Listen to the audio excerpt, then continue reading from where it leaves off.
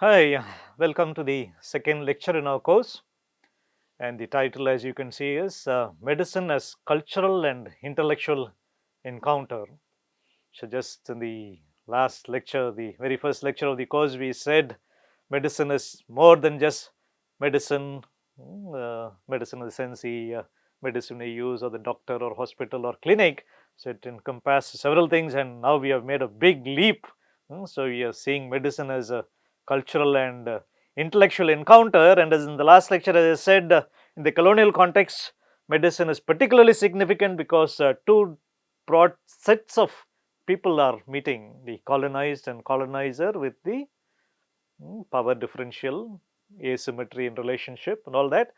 And so, as it is, colonialism itself was an encounter in several senses: political, economic, commercial, military, and in several ways. So, we are going to see how medicine also was one such kind of an encounter, and particularly from the cultural, social, and intellectual level. And this takes us back once again to the question of the significance of medicine, about which we talked about a lot in the previous lecture.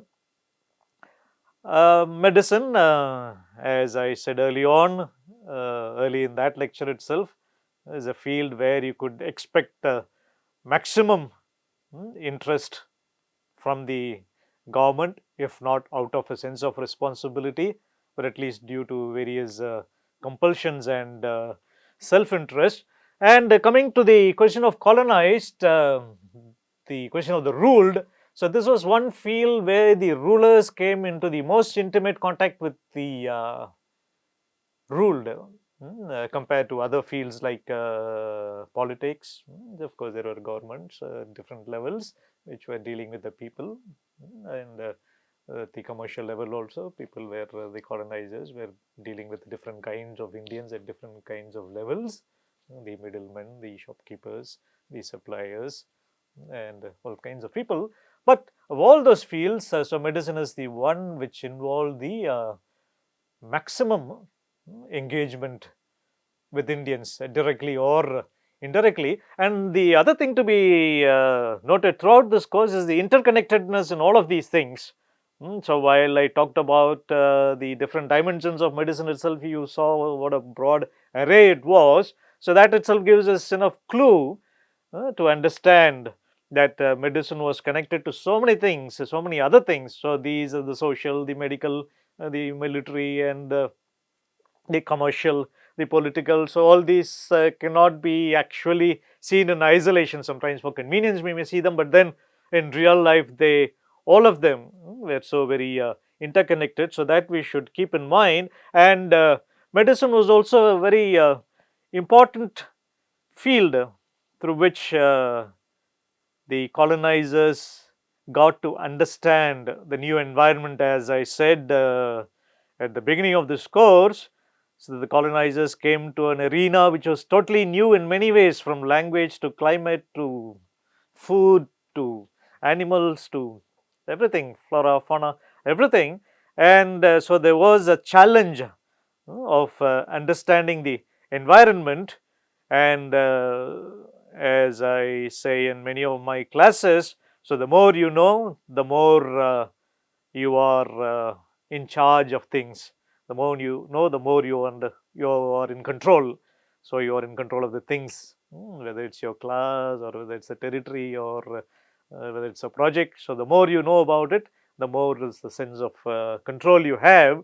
So, therefore, for the colonizers, generally speaking, it was very important. Knowledge was a very important component of the colonial enterprise, and we will be talking about knowledge acquisition, knowledge exchange, knowledge politics at different levels throughout this course.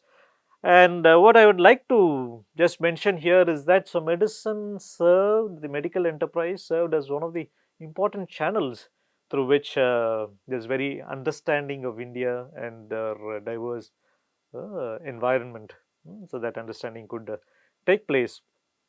And it also, medicine played a vital role in the investigation of India in several other domains. beyond what is just medicine, the people, their health, their body, their physiology, the anatomy, the other clinical details. So medicine also provided the opportunity to investigate. So for instance, when you're talking about something like tropical medicine, so what is the tropic? And so much of this is actually covered in uh, materials, writings which are called medical topography. So topography, as you know, topography is a far world from medicine in one sense. Topography is topography. It's about the study of the land forms, the land features, and then you add this prefix medical to it, and that gives you an idea how through the channel of medicine, uh, the colonizer or anyone can actually use it as a channel to investigate, open their path to several other domains. So, for instance, here under medical topography, they were talking about the land, its features, and the altitude, the monsoon, the rainfall, the climate, the heat, but of course, all of it from the point of view of health, disease, salubrity, that is health promoting circumstance. They were trying to identify salubrious places, salubrious hill stations, for instance. So, a lot of these things which will, strictly speaking, come under areas like trigonometry or survey, like the trigonometrical survey or geography. So, all of these things come here under the broad rubric of medicine for being what it is. So, and as I was hinting at the very beginning of the last lecture, so this was one of the areas where the colonial state directly intervened in Indian lives, as I said in that lecture. So, someone doing some geology, doing some mining of some ore in some corner is not going to directly be visible, tangible, or impacting on the daily lives of people. So, here is a field where it was, in fact, very physical. The colonial state literally touched the people. So, for instance, when you talk about vaccination, the colonial state literally touched the lives of the people. So it's both. So you can say both in the figurative and literal way. Medicine touched the lives of the colonized in several different ways, and so when we talk about touch, it's also the various kinds of encounters, as we have been constantly talking about by now, the social and cultural dimensions of the encounter. So through this, medicine served as a channel for the propagation of a lot of colonial values, colonial biases, colonial understanding, and creation of various kinds of racial and gender hierarchies, what we call the construction, the construction of the woman, the construction of the Indian woman, the construction of the Indian soldier, all kinds of constructions, the way they were projected. So all of those things we'll see in the course of this course. And then talking about, because we are talking about the colonial encounter, and as I said at the beginning of the course, several things came through the channel of colonialism, like the various sciences or the various technologies and various goods, commodities. Um, but it would be very simplistic to say that things were just transferred. For instance, especially when we are talking about transfer of or the coming of knowledge. So we have to be very careful about using the word transfer. So let's say coming or the sharing of the knowledge. So it was not just something was there and it came very innocently. It was transplanted here and it just continued what it was. So knowledge was could not be like that. So there was lots of transformation which happened. So it was not a simple transfer. So even when something, especially knowledge, was transferred, it had to be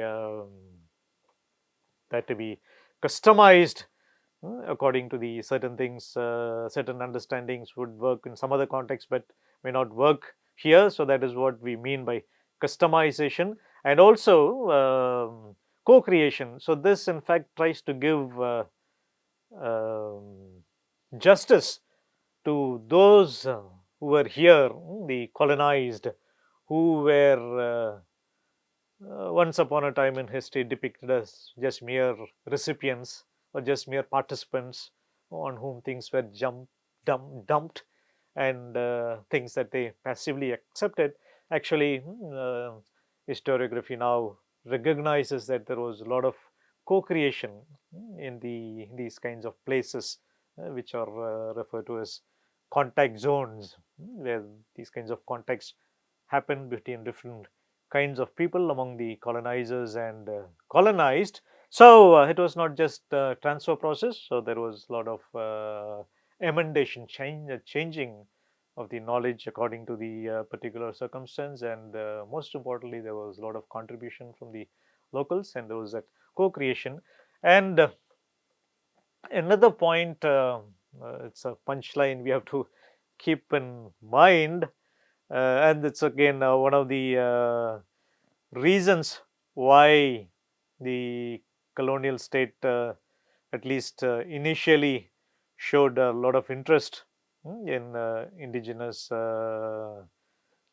medicine, apart from trying to understand the indigenous, the local climate and environment, was the belief that there is something in the order of nature that ensures that a particular locality will provide the remedies for the maladies of that locality. There's something in nature, for instance, there's a kind of disease which is particular to that kind of place and its climate, for instance. There'll be some kind of a plant or some kind of a material, medical material, which will be available in that place. And not only that, it is something more fitting for that malady rather than something being brought not only from a different country but even maybe from a considerable distance even within a particular country. So that is what we can term as local malady, local remedy. So that was sometimes very seriously believed. And of course, this was many times said explicitly. Different people said that at different times for different purposes, and we will see all of them from time to time. But the basic point is that disease in India is not the same as disease in Britain. So, of course, so the colonizers may have some idea of the different kinds of diseases, because every society has its own health problems, it has its own kind of challenges and a variety of diseases, but they may not always be manifested in the same way, or they may not be exactly the same in a different place, because as we are trying to say throughout, so diseases are not just there in the air, they are engendered in particular social, cultural, environmental situations. So at least that was believed firmly at that time. So this was repeatedly mentioned. Diseases in India is not the same as disease in Britain. And of course, another reason that propelled the colonizers to show particular interest in local, not only problems but also solution, is the principle of import substitution. So instead of bringing everything, instead of bringing maximum personnel, maximum material from all the way from Britain, so try to use as much of what is locally available, and also considering what we said earlier, so maybe what is locally available will be more fit, more appropriate locally. So here we are saying the same thing in a more commercial sense. So it's commercially more smart to try to substitute what we can get internally, that we will discuss in detail in a subsequent lecture. Now, so all this while we have been talking about how and why the British had to show a particular interest, in the kinds of interest and the various factors that propelled them. But what about because we are always talking now about the colonizers. So what about the colonized? At least some voices or some traces of what happened on the other side. So on the indigenous side, so you could, as I mentioned in the last lecture, so each society will have its own entrenched medical system, because medicine is something very crucial to any culture, civilization, and life. And therefore, we can, since there will be such entrenched cultures, you can definitely expect resistances. And which will be due to three factors, which is the long centuries of attachment to particular local systems, which is something which we can't, which the local um, populace could not have suddenly thrown, just jettisoned on the advent of something new that is being projected or promised. And also these traditional, these systems which are there, again, as I said several times already, medicine is not just something hanging in the air. So it's rooted and it's engendered in particular circumstances. And so the local medical systems and traditions have that local rootedness, and in some cases it might be even tied to the kinds of worship and even particular kinds of deities. So for instance, the goddess Shitala was connected to the smallpox disease. So they're all embedded in those kinds of cultural forms, including worship, forms of worship. And of course, there's also cultural pride. This is something which belongs to us, it's ours, as opposed to something which is coming from outside. Um, but of course, we will see it's not like everyone was so filled with that kind of nativism that they were totally inured and opposed to looking at or accepting at things coming from the West or from anywhere outside. So we have a long tradition of having acquired things from different parts of the world. But in this colonial situation, when one side is trying to dominate and prove the superiority of some particular forms of medicine and tradition, so you can expect a kind of resistance based on these three axes. And so we can say that there were very serious limitations on the acceptance and spread of Western medicine. So we can run through some of those factors which contributed to the limited spread of Western medicine, at least in the early days. So one, of course, it's something quite ironic, because I was saying the colonial state had all the logic and necessity to pay considerable attention to medicine. But when it came to spending on it, of course, they're very conscious of the importance of medicine, but when it came to spending, of course, remember that they're a commercial company, so they are business people, and so that's their prime motive, the thing that brought them here. So they were always very cautious about how much to spend, and to avoid spending as much as possible, which we'll be seeing in future lectures also. Then, of course, there was also the fear of reaction, as we will be also discussing in another section. So the British were initially very conscious and very cautious about not trampling on the existing local cultures. So they wanted to play it very safe, and I think that's something so many of us follow in life. As they say, um, fools rush where angels fear to tread, especially when you're in a new place. So you should be very watchful and not try to upset the apple cart and try to overturn things. And I think this is something you should bear in mind. For instance, tomorrow when you become an administrator, civil servant, IAS officer in charge of a district, you should spend some time trying to watch and see how things are happening.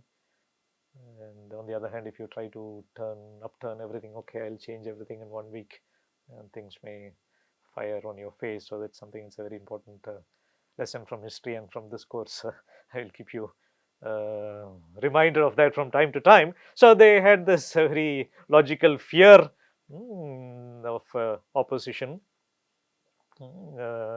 And from the Indian side, of course, there was definitely that fear that there might be too much of cultural intrusion and trampling.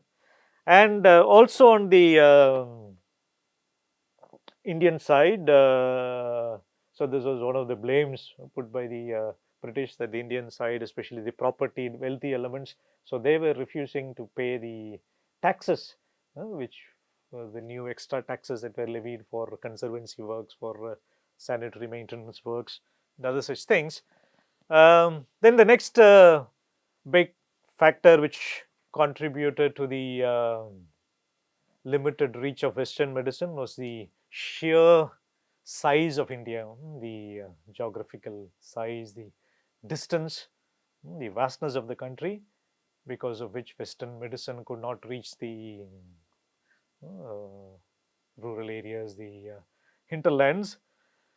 And IMS, as I told you, so was one of the most visible and the first establishments, very prestigious establishment to boot. So the Indian Medical Service.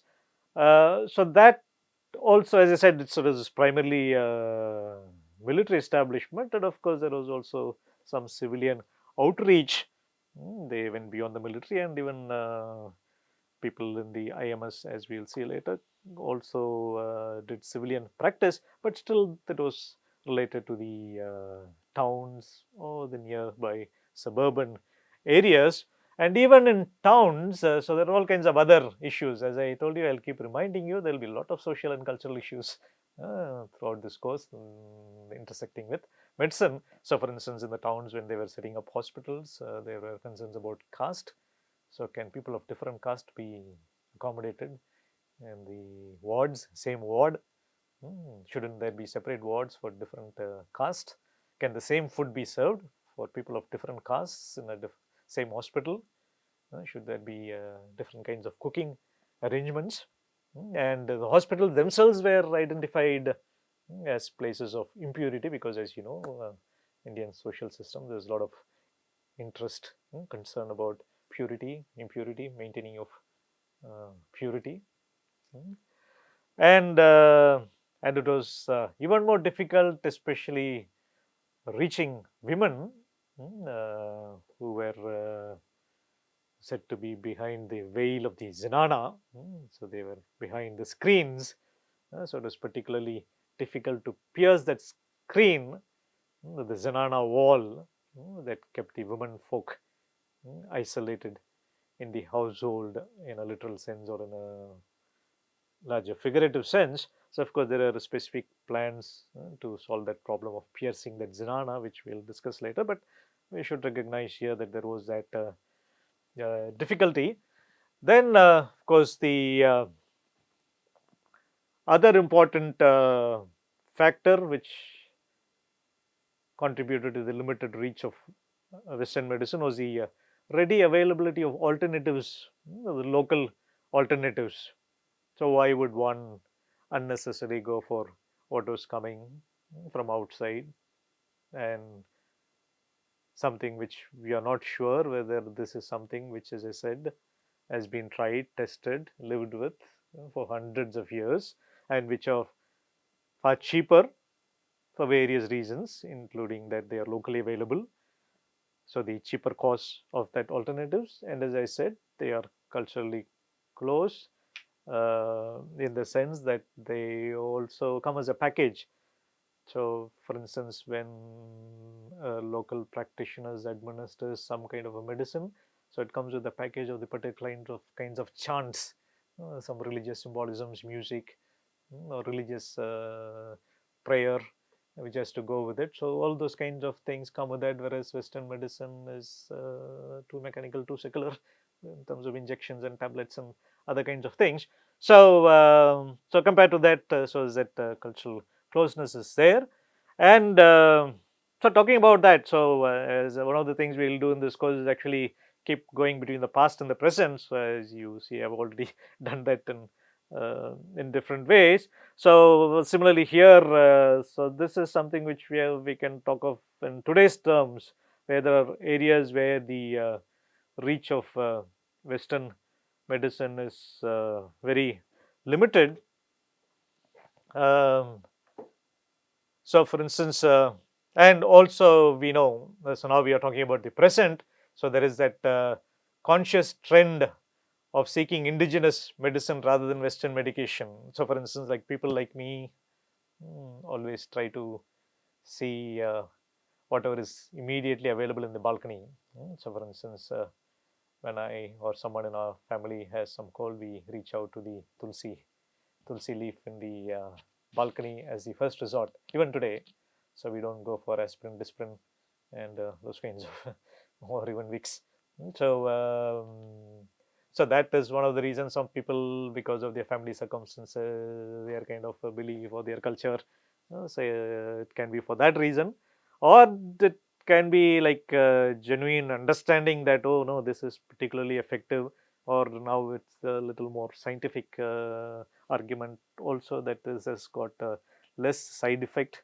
The indigenous alternatives have got less side effect because they are more holistic, unlike the Western alternatives, which try to attack only that particular part of the disease of that particular part of the body, and then don't care about what that medication to attack that particular thing does to the others.